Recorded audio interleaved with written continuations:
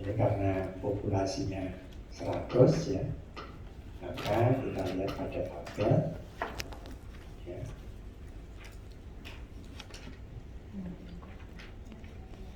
Oh, ini mestinya cukup 64 sampel ya. Oke. Tapi dalam hal ini, dalam contoh supaya mudah, itu pakai 100 sampel ya. Sebetulnya cukup 64. Sorry, coba kita cek lagi. Ya, cukup 64 sampel.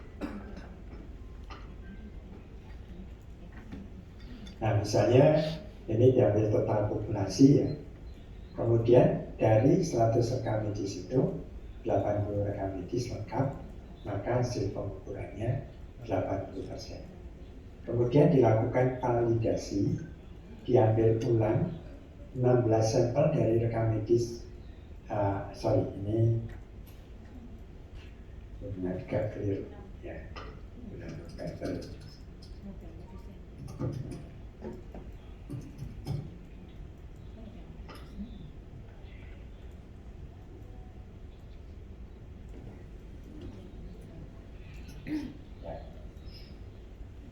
Kemudian dihitung kelengkapan rekam medis, diperoleh 12 rekam medis lengkap, maka hasil pengukuran dari validator adalah 75% ya. Kemudian hasil validasi 75 dibagi 80 kali 100% sama dengan 93,75%. Kesimpulannya, jika hasil validasi lebih atau sama dengan 90%, maka pengukuran itu dinyatakan valid. Kemudian dengan cara yang seperti ini mudah ya untuk dilakukan. Nah, ini beberapa hal yang menyebabkan data tidak valid. Mungkin dari pemahaman pengumpul data dan pemahaman petugas validasi terhadap profil atau kamus indikator ya.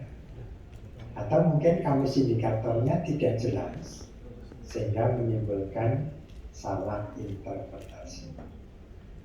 Kemudian bisa juga terjadi perbedaan pemahaman tentang definisi operasional yang ada pada kamus.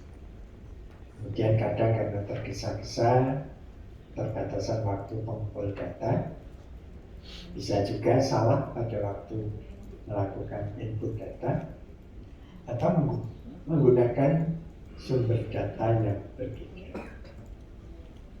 Bisa juga karena kelalaian, atau bisa juga form instrumen pengumpulan data itu belum terdesain dengan baik. Nah, upaya untuk meningkatkan validitas itu standarisasi pengukuran ya. Gunakan definisi operasional yang sama, elemen data yang sama, adanya pelatihan bagi pengumpul data dan validator, kemudian standarisasi dari instrumen atau alat ukur, kalau diperlukan mengulang pengukuran ya. Jadi mengumpulkan data ulang oleh orang yang berbeda. Ini bukan validator ya, dengan sampel yang sama. Jadi sebelum divalidasi sudah di cross check dulu. Yang berikutnya, bagaimana kita melakukan analisis data indikator. Penyajian data itu bisa secara narasi, kemudian dilengkapi tabel dan diagram, baik itu bar chart, control chart, bar chart, pie chart. Ini yang seringkali digunakan ya. Tapi kalau akan menggunakan yang lain itu diperlukan. Nah, kita sekarang teruskan dengan bagaimana menganalisis data indikator. Yang pertama, pencapaian dibandingkan secara seri dari waktu ke waktu. Jadi pencapaian indikator dibandingkan antara periode berjalan dengan periode sebelumnya dan berikutnya ya, sehingga dapat diketahui adanya kesenjangan mungkin kenaikan maupun penurunan capaian. Analisis dilakukan dengan melihat tren. Yang kedua, pencapaian dibandingkan dengan target yang telah ditetapkan. Ini sudah umum kita lakukan. Kemudian pencapaian dibandingkan dengan pencapaian dari Fasiankes yang lain, ya, kegiatan kaji banding atau benchmarking. Bisa juga dilihat tren beberapa Fasiankes yang satu dengan yang lain, ya. Kemudian pencapaian dibandingkan dengan standar dan referensi yang digolongkan sebagai best practice.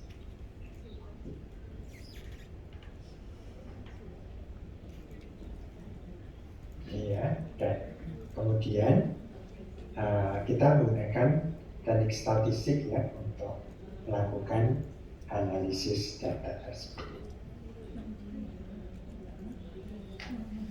Dengan teknik statistik ini kita bisa menafsirkan variasi dan menentukan area mana yang perlu kita perbaiki. Nah, ini beberapa contoh nanti kita akan lihat ya.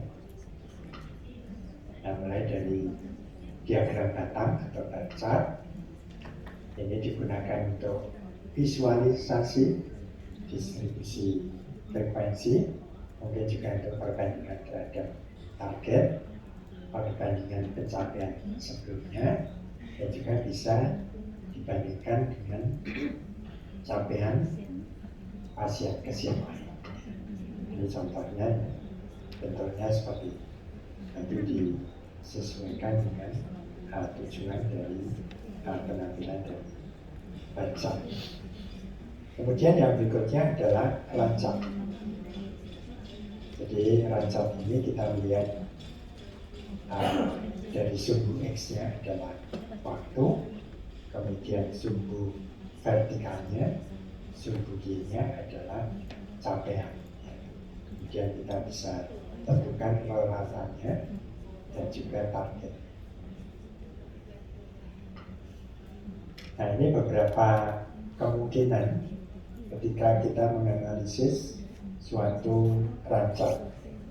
Bisa terjadi shift dari yang semula di atas target misalnya, kemudian terjadi penurunan, kemudian terjadi capaian di bawah target.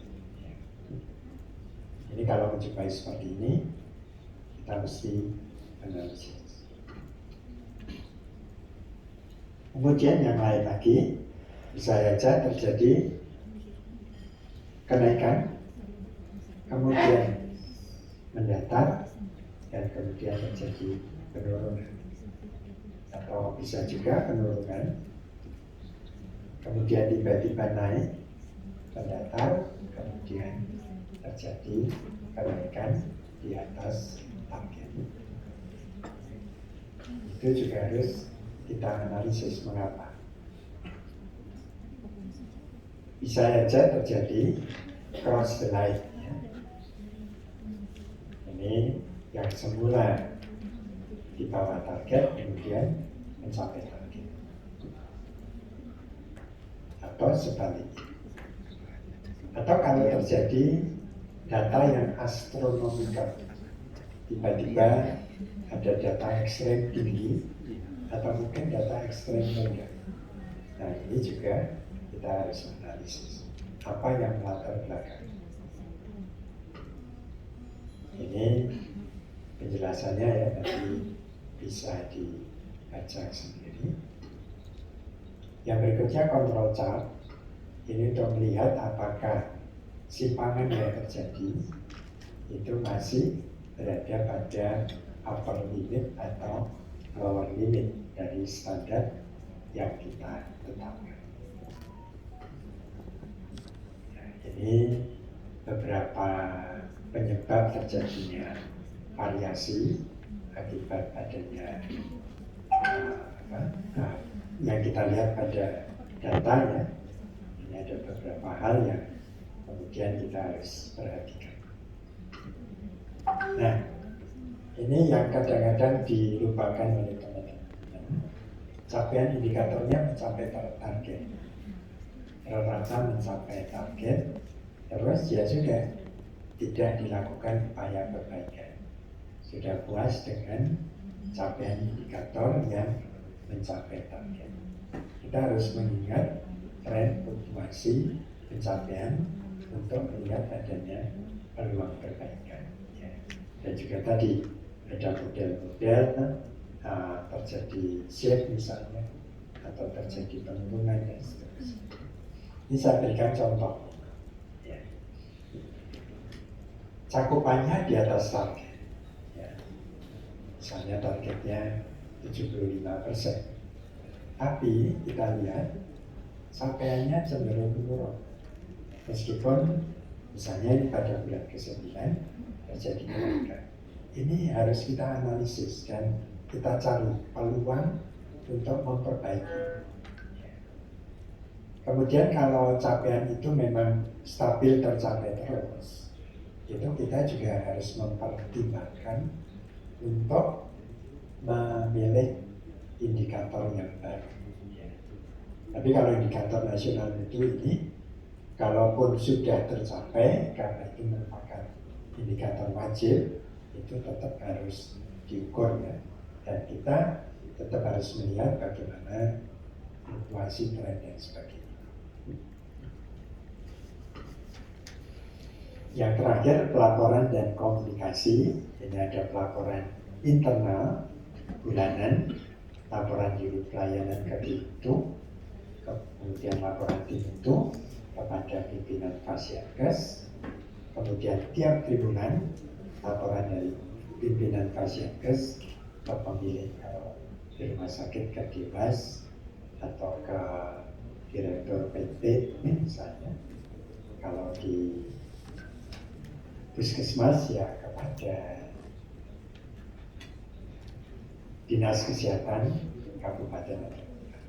Kemudian laporan eksternal ini kepada Kementerian Kesehatan secara berkala melalui aplikasi. Nanti untuk bagaimana aplikasi dan bagaimana cara pengukuran itu akan lebih dijelaskan pada waktu membahas tentang aplikasi masing-masing.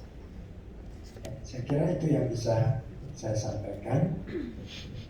Mudah-mudahan bermanfaat. Mohon maaf bila ada penyampaian